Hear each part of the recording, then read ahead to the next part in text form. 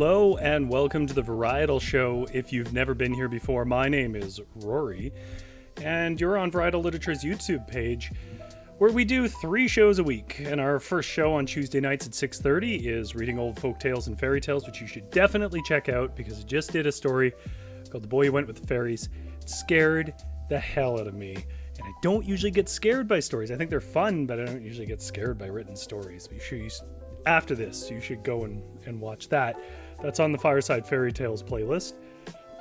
Then on Wednesday nights, this one's a little more like situational, but on Wednesday nights we do our Big Van Book Club, and currently we're doing My Indian Summer with Joseph Gegawinagasam's book, My Indian Summer, which you should join because we're going to finish the book next week. It's not that hard of a book to read, so I think you could get through it. Join us 6:30 next Wednesday. But tonight is the Varietal Show, and if you're coming from either of those shows, what we do tonight is we do a live show where we take prompts or find other ways to basically inspire stories, and me and chat come up with silly stories together.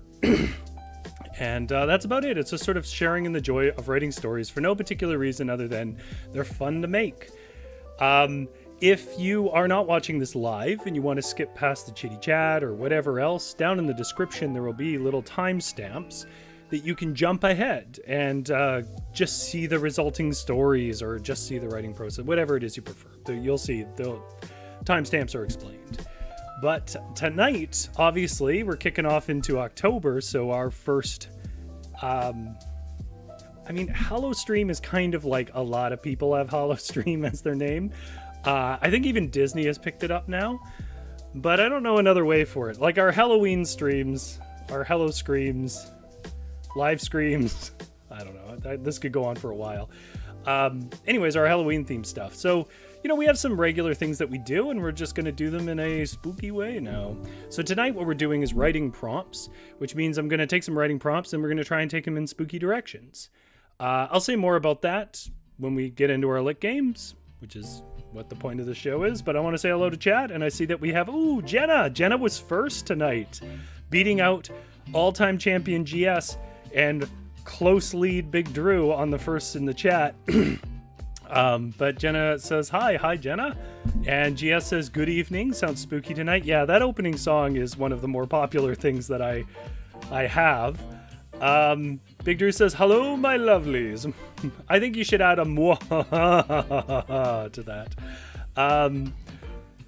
And GS says, I know that painting. Yeah, so there's a reason I have this painting up. Anybody who was with us last year will know this painting. I'm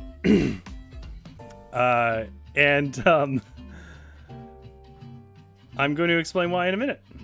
Sorry, just a moment here. There we go. So this painting is a painting I've completely forgotten the name of, but it's a real painting that was so specifically haunting to me that I wrote a horror story about it last year. Some of it was sort of in combination with, I think actually Avalon might have joined me a bit with that. And chat helped me a bit. And then I'm going to be honest, I changed a lot and added a lot. It's probably more my story at that point. But anyways, down in the description below, right now, there's a Rory's Horror Story on Varietal Literature's webpage. And if you click on that again later, you will find that whole story, which it concerns this painting.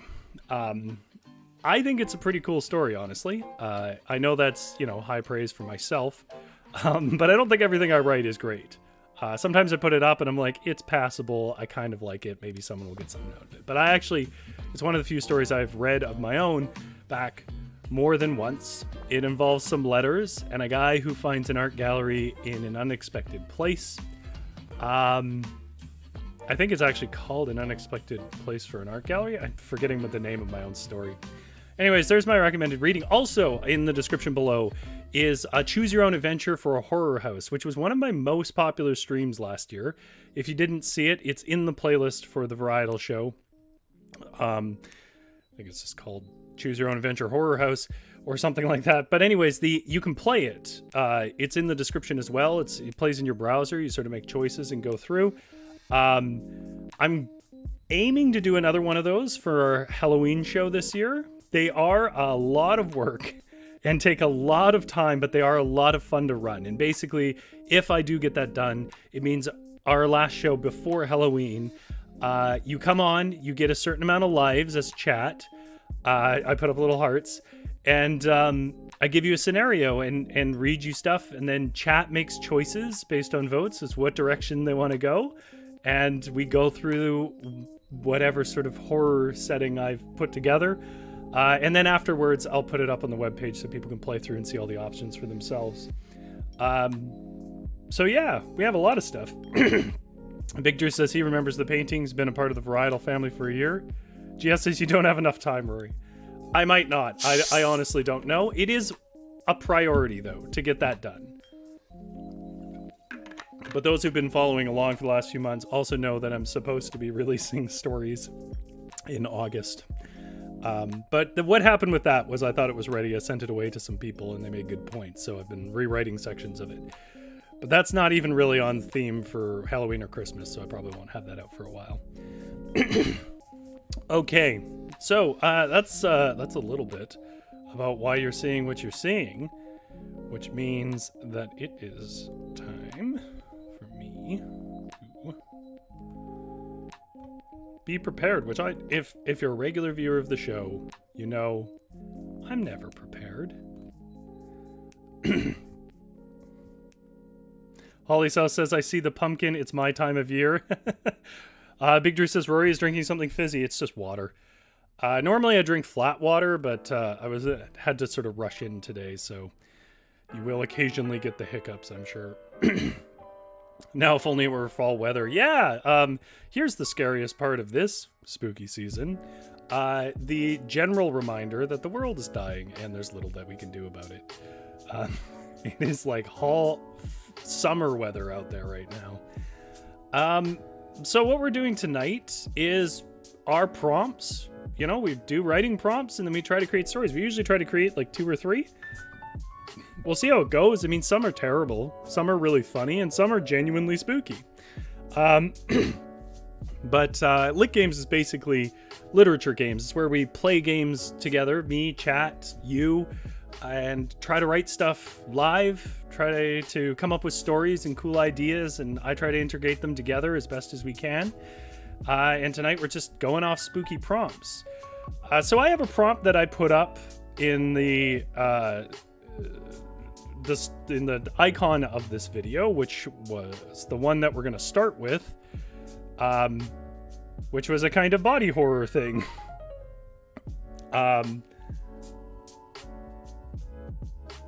GS says the ultimate horror story. Yeah, the environment. Yeah, it really is. I was trying to come up with some stuff for that Choose Your Own Adventure at the end of the month today, and I was just doing like all good writers. I found myself onto, I guess it was Instagram or something like that, and actually, one of my writer friends sent it to me, and it was just a whole bunch of salmon who had gotten lost up gone up a river that were having a bit of a drought, and it just drained and they all died there. It was just a field of dead salmon, which are already endangered and fairly important. I was like, how am I supposed to write anything more horrifying than that? Like, I'll just that'll be my Halloween show, just a loop of that video. But anyways, we're trying to have the fun kind of horror. Not the actual horror that we have no control over.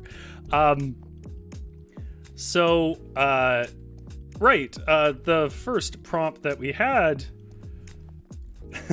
which is inspired by my partner who has a phobia about this. Oh yeah, that's right. No. You know, Google Docs, free, that's great. Lots of kids who have needs and so on. But man, is it a terrible writing browser. The one I had, here's fun for you. Something is behind my eye,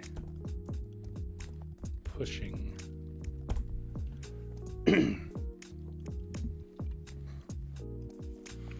Gia says, nice writer friend. Well, it's the one who wrote the book yesterday. So they are well acquainted with that area. Okay. So, I started off with a little bit of body horror. Hopefully everyone's inclined to deal with some body horror. Now, I do want to say, like, we don't have to go super serious dark here. Like, we can make this a bit funny or whatever else. But chat, that's our prompt. Something is behind my eye pushing. And we'll get to another prompt in a little bit, but we're already 12 minutes in and I'm not writing. Just a strange phobia we all have. I am not that phobic about my eyes. I can do the thing where you touch your eye and make it move, and it doesn't bother me at all.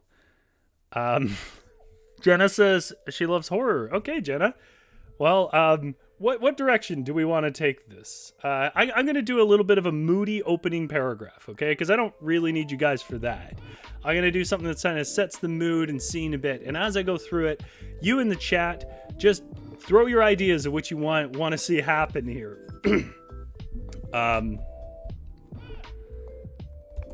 I went for a swim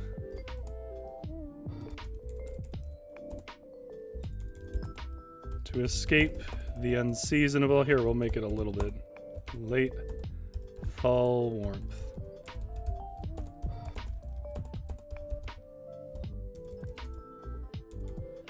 It was this whirlpool at the end of a dark stream. I liked that space because few were ever there.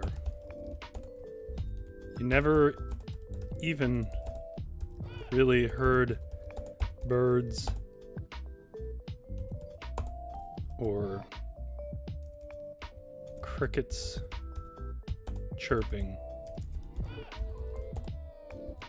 It was a dead, silent pool of black,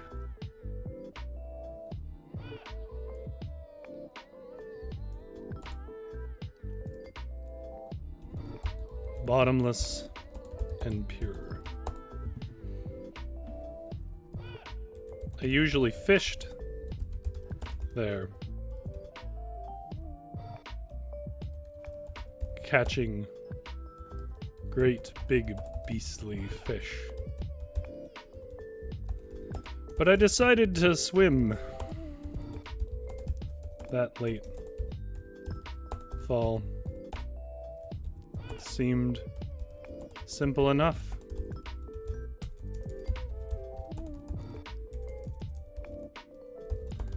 But when I awoke the following day, something was behind my eye, pushing. I felt it scrape.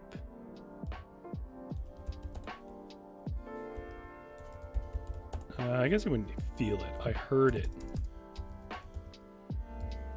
scrape along the bones.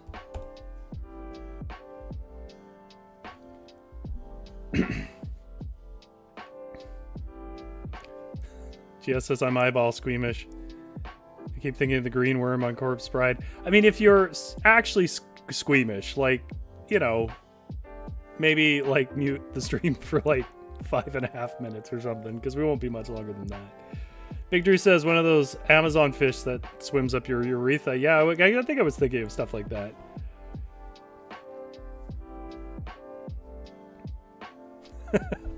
Jess is having a hard time here.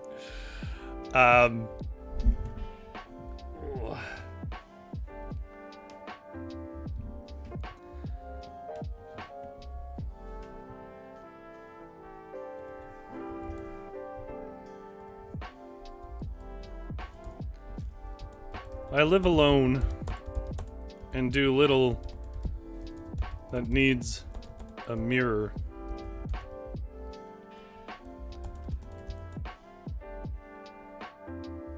So I hoped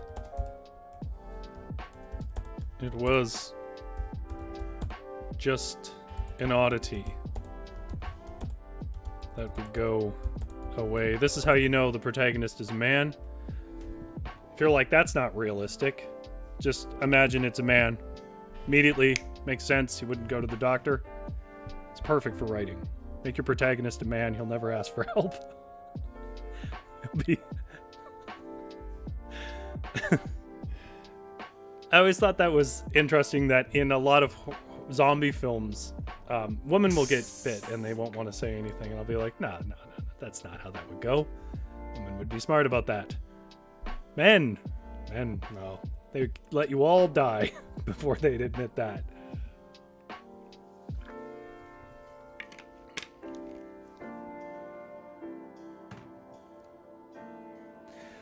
Holly South says, I have a thing about teeth, not where they belong. I guess, like, my thing would be, like, trypophobia, and that teeth where they don't belong thing is close enough in relationship to also be a problem. GS says, but the shocker is it's not a water parasite you're only supposed to think of. Of course it's not a water parasite. We got to figure out what it is, though, guys. I live alone and do little that needs a mirror, so I hoped it was just an oddity that would go away.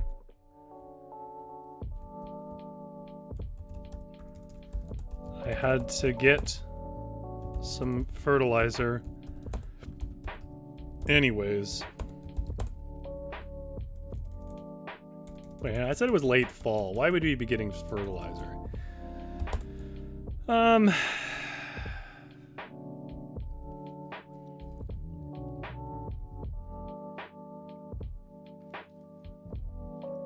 Whatever. I had to get some grease for the tractors. Anyways.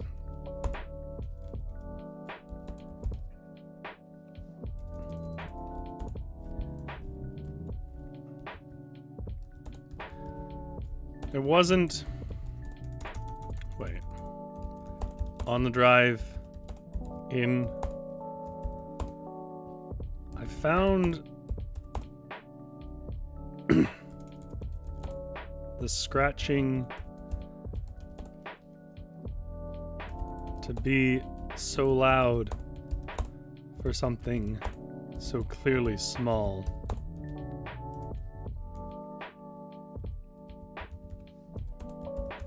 It was on a speaker inside my ear, or so it felt. Big Drew says fertilizer for his basement grow up. The other symptoms include restless leg syndrome, bad credit, cardiac arrhythmia, and homelessness. Yeah. I think that's just life, isn't it? I found the scratching to be really loud for something so clearly small. It was on a speaker inside my ear, or so it felt.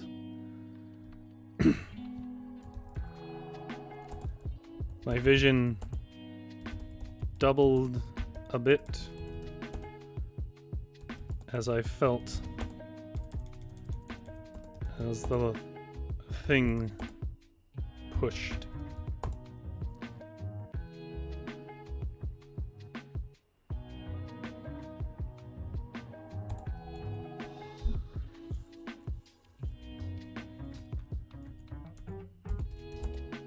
It was unsettling and turned my stomach, but it was no more painful than some dust in the eye. Victor says at the end it just turns out he really had to pee. I wish I could have any doctor on speed dial, says GS. Oh, I see. That was a response to Jenna. Listen, if anything weird happens to me, I have like my doctor on speed dial and I'm consulting Dr. Google. But it was no more painful than some dust in the eye. I thought it might have just been some critter that would wiggle its way out.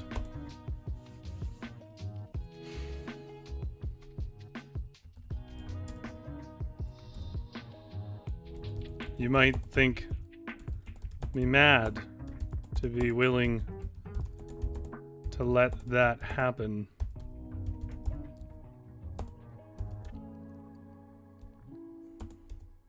But you know how much a doctor costs in this county. Now he's American, so we can explain also why he doesn't go to the doctor. Victory says, I live in the States. It takes 911 45 minutes to answer. No exaggeration. You know, it depends here.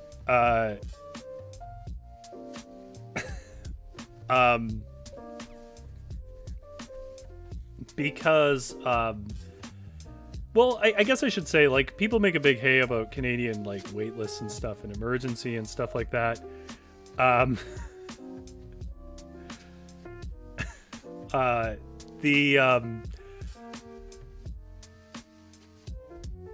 the entire medical industry the world over pretty much always runs on the triage system. So, like, how long an ambulance takes to show up depends on what your condition is, and if somebody else with that level of condition or worse is currently using up all the resources, right? Because they're not, like, well, even then, like, if somebody less than that is using up a resource, like, that's why you're not supposed to phone the ambulance unless you really need it, because for the most part you want it for things like cardiac and drowning. This has been my PSA in the middle of my body horror story. You might think me mad to be willing to let that happen, but you know how much a doctor costs in this county. I was in the supply shop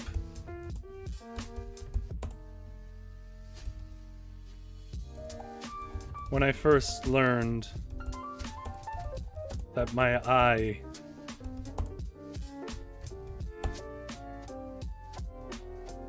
was going clear like jelly. To me, it was just blurry. But George, the old clerk that ran the small shop of low shelves and flickering halogen, said, "Good God, man. I can see something moving in your eye." Gia says, you're right. If this were a woman, we'd be buying grease. We wouldn't be buying grease. We'd be freaking out as we race to the clinic. Now, this concerned me. Oh, Victor says, no, I mean, it takes 911 45 minutes to answer the phone? Yeah, no, we don't have that problem. Jenna says, man, I was going to mention something really nasty that happens to the eyes, but it might be too much for a funsie stream. I mean, you can mention it. It's my job to sort of screen things. It's a horror stream where the opening, like, icon says it's about an eye being pushed out by something. So, like, anybody who shows up, well...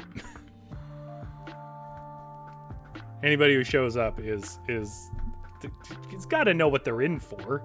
Like, you don't show. You're not like, well, you know, the I prompt probably means they're gonna write about silly pumpkins. No, this concerned me.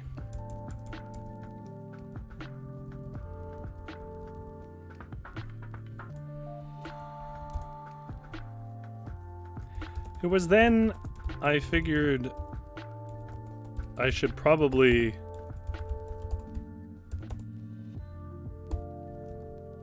buy my grease later and see a doctor. The thing is, by that point, I had lost control. It was a subtle thing. I was in thought, and I realized my mouth was filling with blood. When I came to focus on why, I saw poor old George screaming and wriggling in my iron grip as my teeth tore pieces of him away.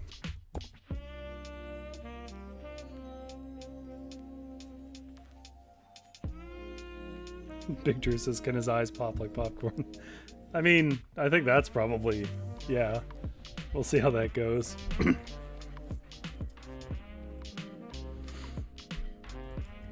Now, it was hard to explain, but as my body chased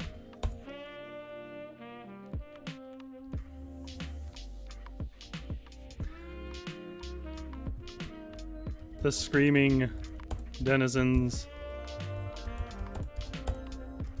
of the shop, again with no direction from me, I felt calm, like I was in a dream.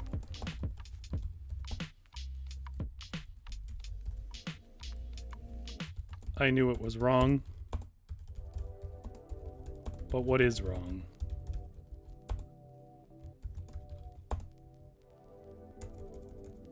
It was also fun.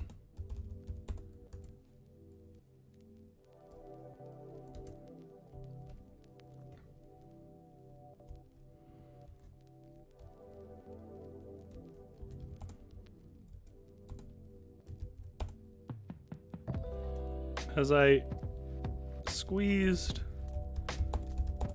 the throat of George's old wife, again, my hands, but not by choice,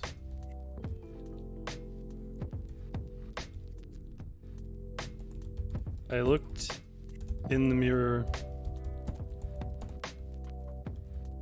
and saw that my eye was dangling and sticking to the dusty shelf.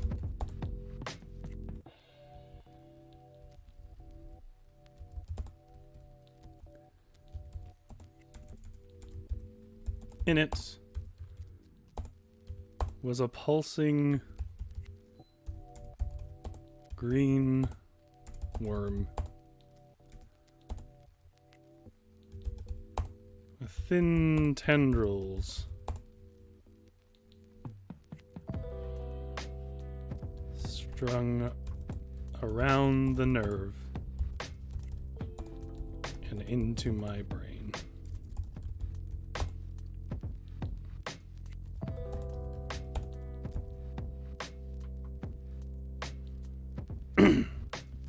I saw my cheek was glistening with blue and turquoise fish scale.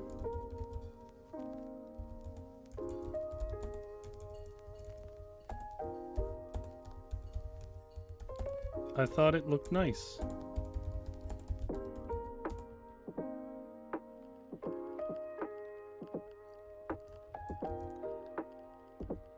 So I cracked my jaw to fit old George's wife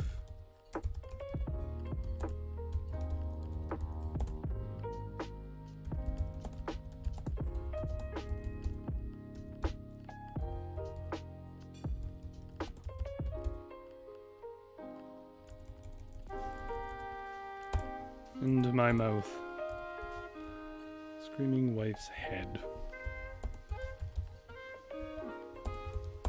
And bit it off. Storing it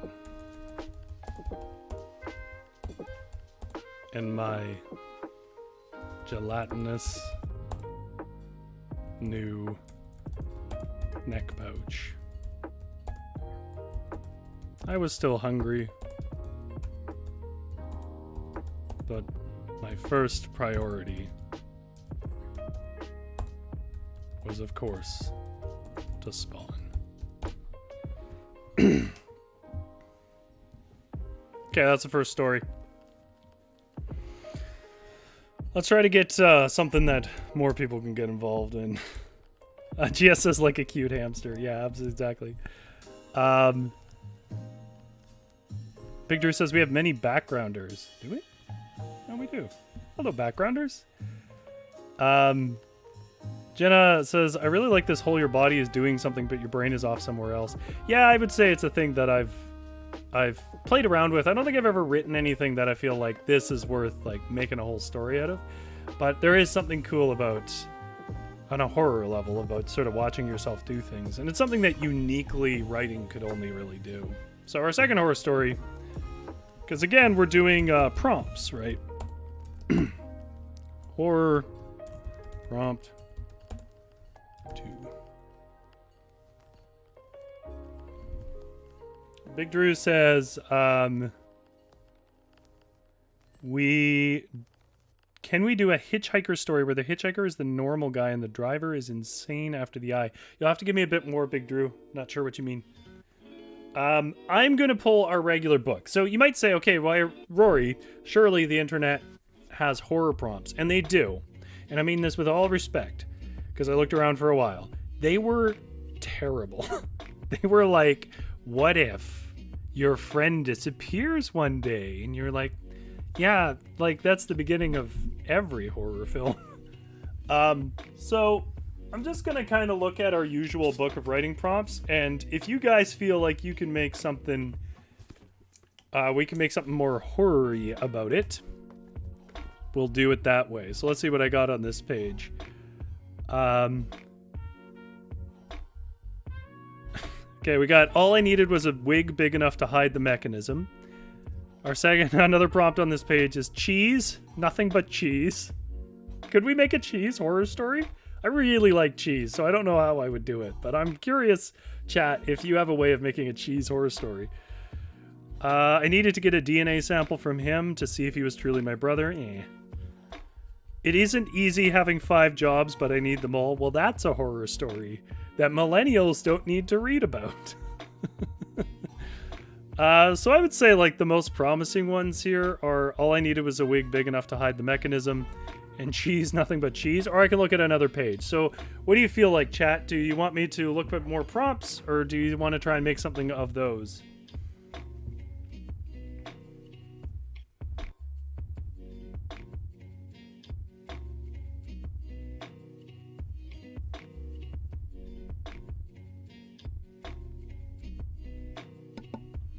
Jesus, Stephen King could make a cheese horror story. I mean, he could make a cheese story that's in a creepy setting. I don't know how horrifying it would be. Oh, Stephen King burns. you know, honestly, I'm being cheap. Like, Stephen King's written a million stories, and some of them aren't good, and some of them are great. Jenna says, I mean, maybe the cheese grows a sentient black mold. Holly's House says, I'm thinking like Blobby from Hotel Transylvania, but made of cheese. Big Drew is still elaborating on the hitchhiker. Maybe there's a way we could blend those two. Sure, why not? I'm just going to put the prompt in. I mean, cheese is inherently funny, and we just did a genuinely horrifying... I mean, not that it necessarily scared you guys. I'm just saying, like, a gross body horror story. Alright, well, Holly's House has gone straight for the neck here. What about a cheese with the live maggots as if it were a parasitic infection from cheese?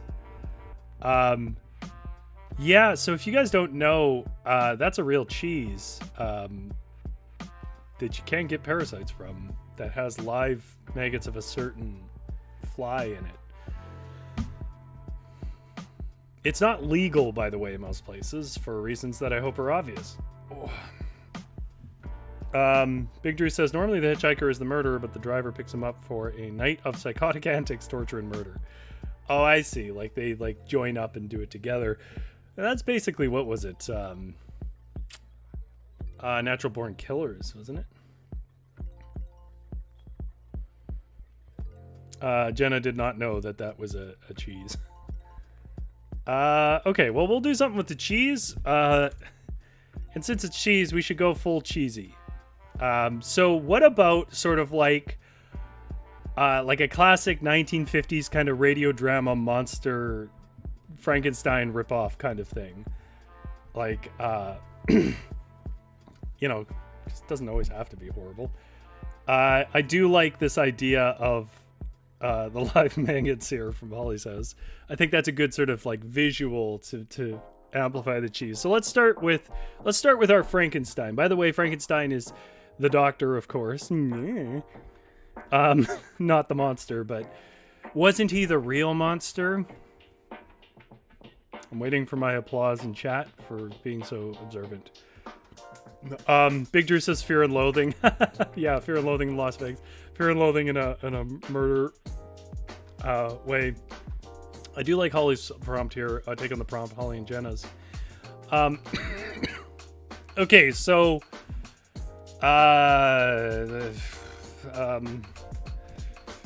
Dr. Winston Gruyere, heir to the great Gruyere fortune, never dealt with the pressures of his lineage wisely or well. Go sort of Victorian tone here.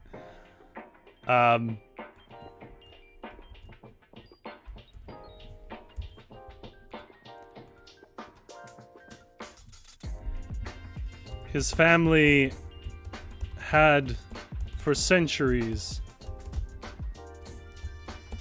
been the greatest pioneers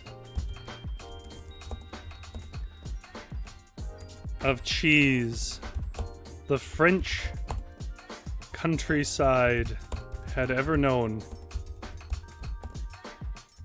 But Winston inherited little of the talent. He sat upon a fortune born of cheese innovations. Blue. Give me as many cheeses as you can, chat. Every cheese you can think of. Blue, feta, Gouda. Yeah, Big Drew says cheese puns. All the way in for cheese puns. If you guys feed me cheese puns, I will fit as many in as I possibly can. Big Drew says Herman Munster. Yeah. Okay, so obviously his name is actually Winston Munster.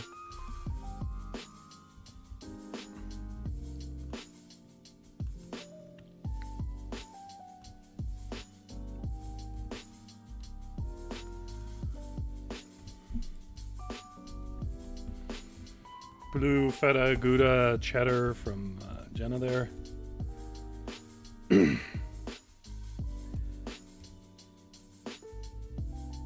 We're all made by his ancestors and gifted to the kings and leaders of many regions. Even his brother, at the age of 10, had premiered Raclette.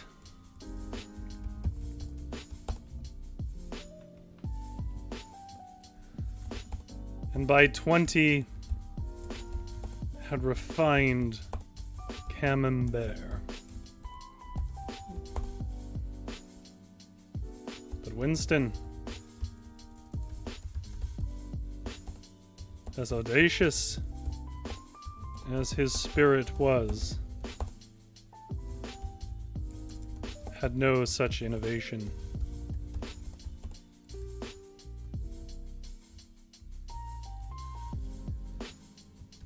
Winston was fixated instead on matters of strange biology.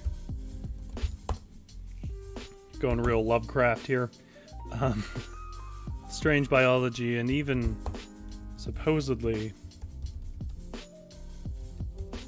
the occult. I gotta get to the story, man, or this is not gonna be a story here. It's enough Winston. Big Drew says American, though it is to cheese what margarine is to butter. So American cheese gets a bit of a bad rap. I'm gonna say that right now. It is cheese, despite what people think, and you can make it yourself. It's not that hard to make, and you can make it with really fine cheese, too. It melts very well. It's a preparation of cheese. So you can mix it with sodium citrate and water. Sodium citrate's not hard to get. It's just kind of a sodium salt, like citric acid. I forget the proportions, but if you mix that with water, you can do it with beer or something, you make a cheese sauce, and if you make it kind of light and you put it in layers in your fridge or make a log, it'll firm up just like a cheese slice, and you can use it to melt whatever you want on your burgers in a very consistent way.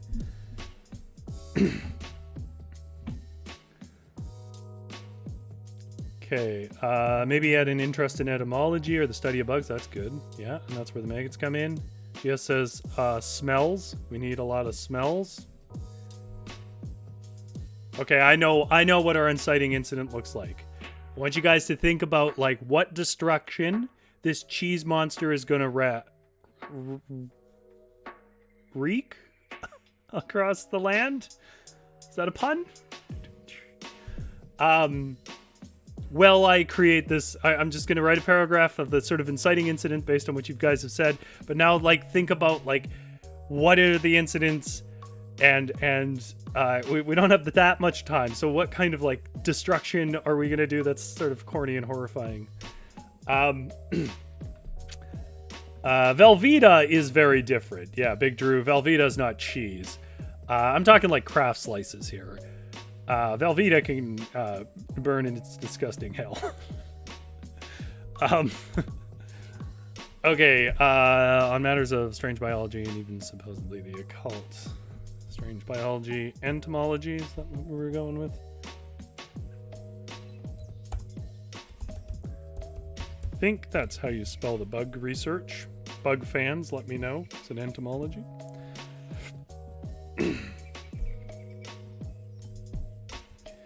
Exactly what Winston's goals were, we can never know.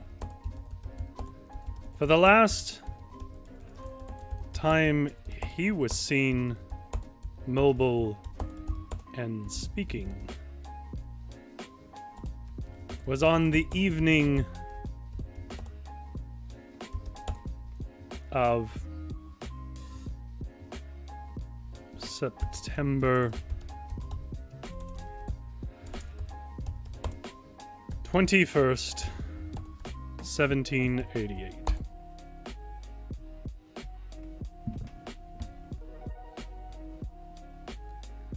The last time he was seen. There should be no period there. As the last time he was seen mobile and speaking was on the evenings. His house in a small district on the outskirts of Paris had been leaking a terrible scent of filthy old cheddar and rotten meat.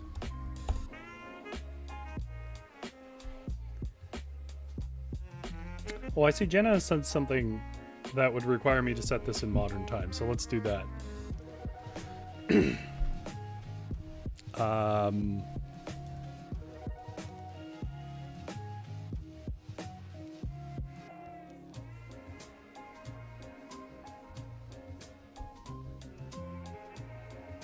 September 21st, I don't know,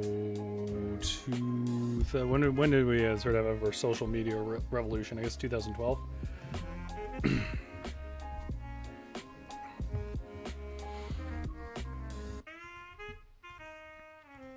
Filthy old cheddar and rotten meat. One night, his neighbors awoke to screams of pain and death. That is how you spell neighbors, Google Docs. Don't give me your red lines. You life. Canadian. Is that a you? It's not a you. Awoke to screams of pain and death. They ran to his cellar door, but bursting forth came the man himself, reeking so badly their eyes watered and they gagged. His flesh was riddled with wriggling maggots of a sort.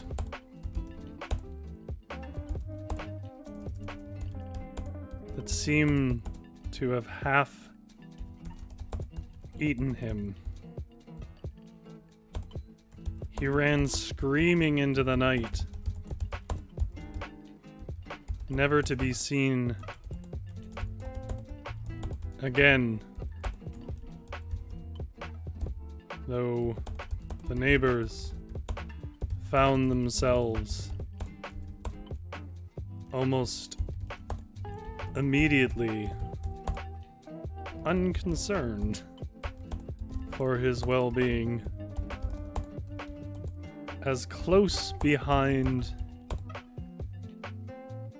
came a terrible, drooling manifestation of dripping, curdled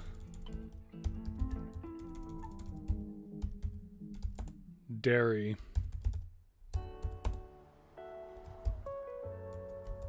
They called it the cheese spider.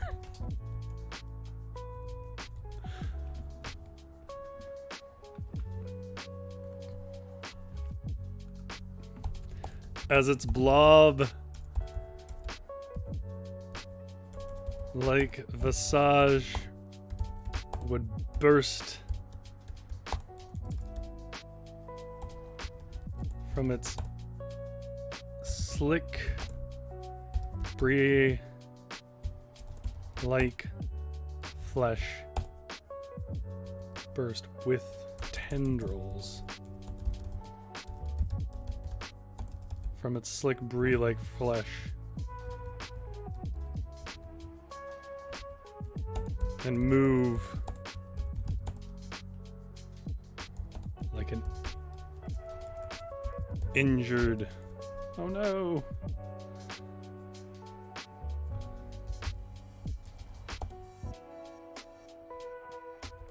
Octopus.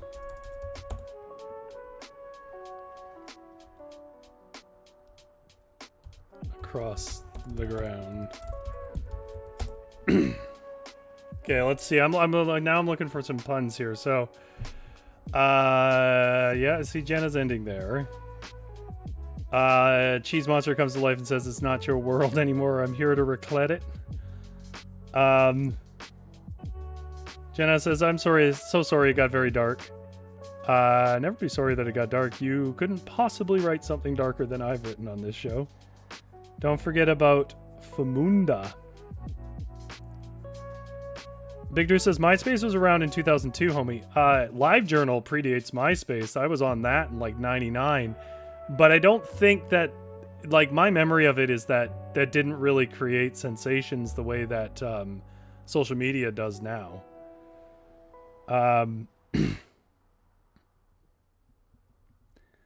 Jesus said to John, "Come forth and you shall receive eternal life." But John came fifth and won a toaster. Not heard that. Sounds like yogurt. Cheese spider. Does he saunter about cheesily? Okay.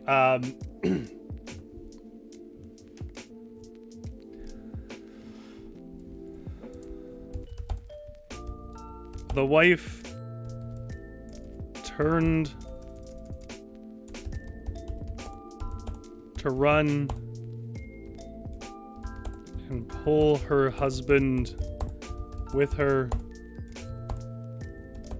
but he was entranced. She cried for him to leave.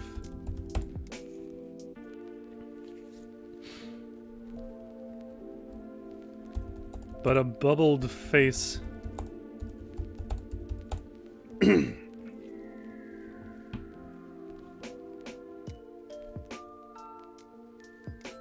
of foul cheese wriggling with maggots made a smile that bubbled out the words.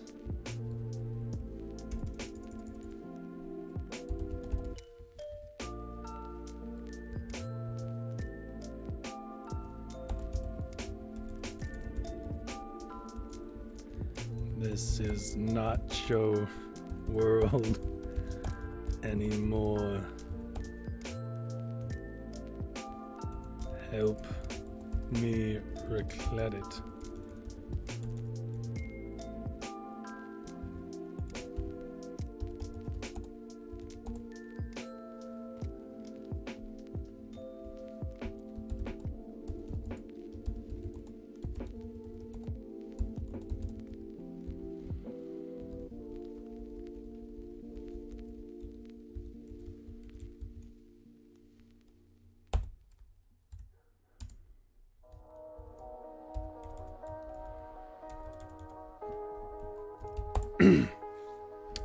So the husband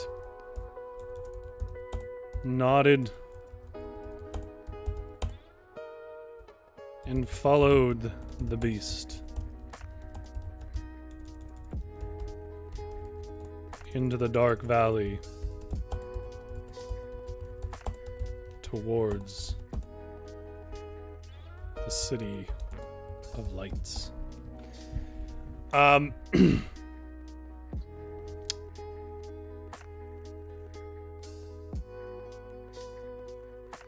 Jenna says I was 3 in 99. Yeah, no, me too. I was so 3. Remember all those things we did as 3-year-olds in 99?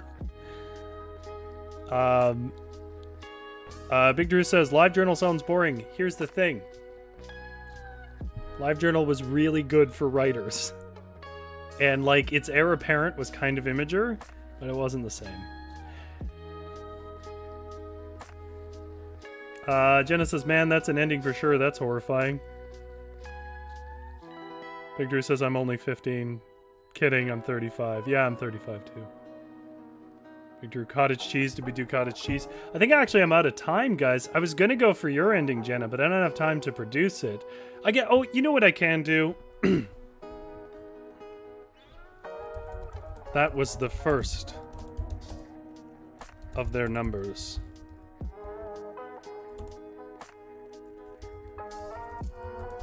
But as you know now,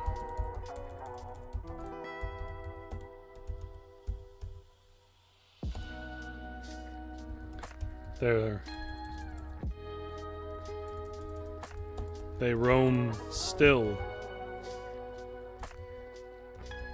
tearing apart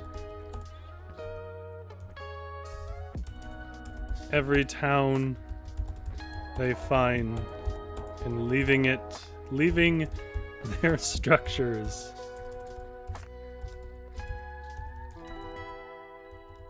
as chips to their nachos, their nacho sauce.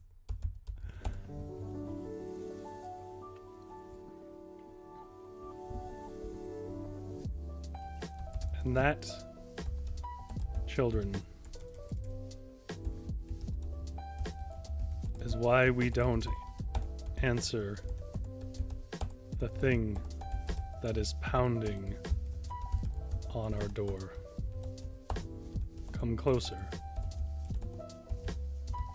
and plug your nose. There you go.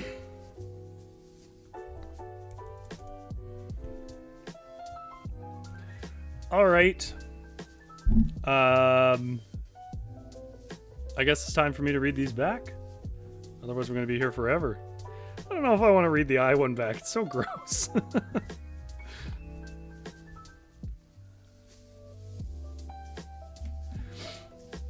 All right. If you're seeing this part, it's because you skipped ahead or, well, probably, and you just want to hear the story. So we did 2 horror stories based on prompts.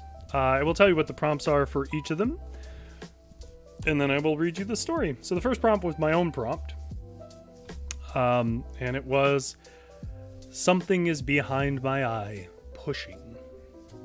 So this is that first story. I went for a swim. You know what? Do I have better music for this? I probably do. Let me see. Oh yeah. No, I definitely do. Here we go.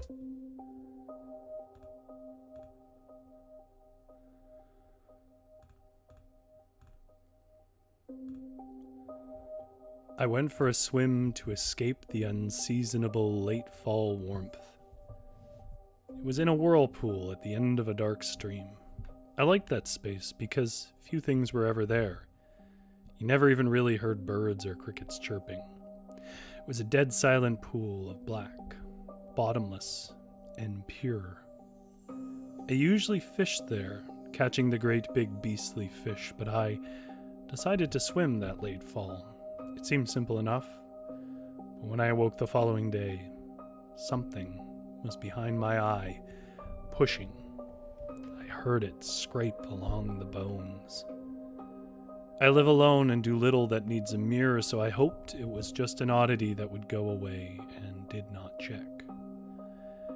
I had to get some grease for the tractors anyways, but on the drive in I found the scratching to be so loud for something so clearly small. It was on a speaker inside my ear, or so it felt. My vision doubled a bit as the thing pushed. It was unsettling and turned my stomach, but it was no more painful than some dust in the eye. I thought it might have just been some critter that would wiggle its way out, and you might think me mad to be willing to let that happen, but you know how much a doctor costs in this county. I was in the supply shop when I first learned that my eye was going clear, like jelly. To me, it was just a bit blurry in the vision, but George, the old clerk that ran the small shop of low shelves and flickering halogens, said, "Good God, I can see something moving in your eye." Now, This concerned me. But it was then I figured I should probably buy my grease later and see a doctor. The thing is, by that point I had lost control. It was a subtle thing. I was in thought and I realized my mouth was filling with blood. When I came to focus on why, I saw poor old George was screaming and wriggling in my iron grip as my teeth tore pieces of him away. Now, it is hard to explain, but as my body chased the screaming denizens of the shop, again with no direction from me, I felt calm, like I was in a dream. I knew it was wrong, but what is wrong? It was also fun. As I squeezed the throat of George's old wife, again my hands, but not my choice, I looked in the mirror and saw that my eye was dangling and sticking to the dusty shelf, though I didn't feel it anymore. In it was a pulsing green worm with thin tendrils strung around the nerve into my brain. I saw my cheek was glistening with blue and turquoise fish scale, and I thought it looked nice. So I cracked my jaw to fit old George's screaming wife's head into my mouth and bit it off, storing it in my gelatinous neck pouch. A newly grown thing. I was still hungry, but I knew my first priority was, of course, to spawn. Okay. Now, horror prompt 2 is significantly less gross. Was cheese. Nothing but cheese. So this one's a little sillier. Dr. Winston Munster, heir to the great Gruyere fortune, never dealt with the pressures of his lineage wisely or well. His family had, for centuries, been the greatest pioneers of cheese the French countryside had ever known. But Winston inherited little of the talent. He sat upon a fortune born of cheese innovations. Blue, feta, Gouda, cheddar were all made by his ancestors and gifted to the kings and leaders of many regions. Even his brother, at the age of 10, had premiered raclette, and by 20 had refined camembert. But Winston, as audacious as his spirit was, had no such innovation.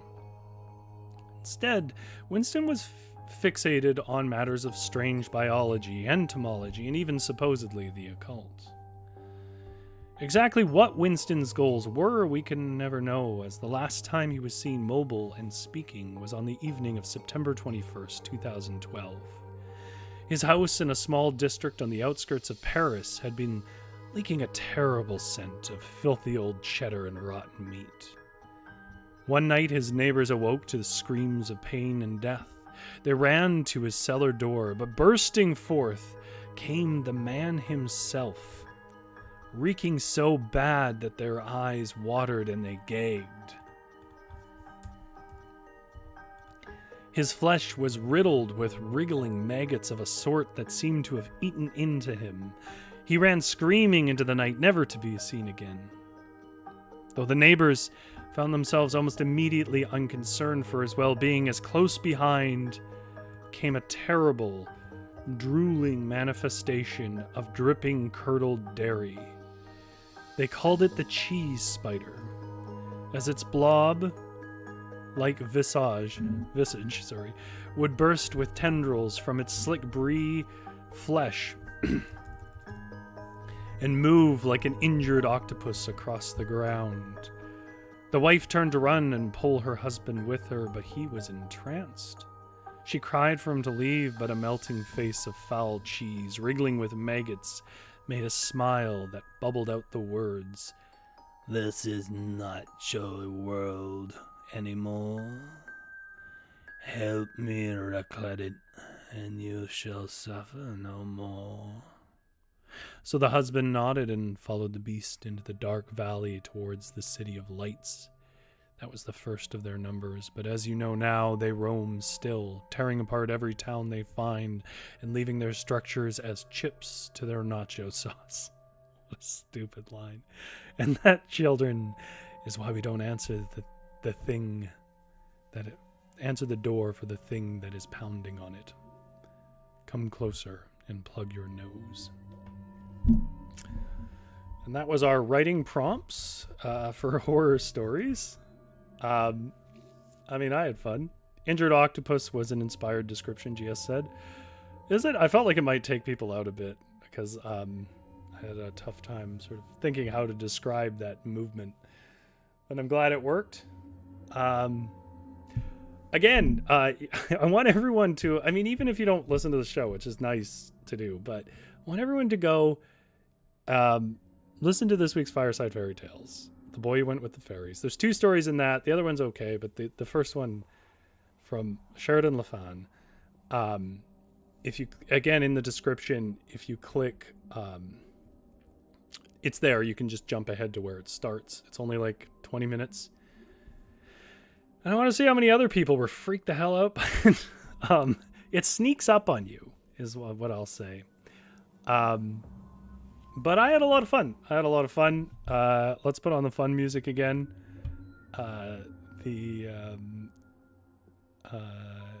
Here, let's do the wild music again. Thank you everybody for coming by for a Halloween show. We're going to do a whole series of Halloween shows this month. We're going to go probably do, I don't know, we might do some descriptions. We might even do some dice games, but with horror stories. We're going to try and create whatever silly horror corny thing we can. Thank you, Jenna. Thank you, Holly. Thank you, GS, Big Drew, and all the background lurkers for coming in and writing stories with us live and sort of enjoying the art of writing stories. My name is Rory. I got to go cash out the shop. You don't have to stay here. You don't have to go home, but you can't stay here. Get out of my shop.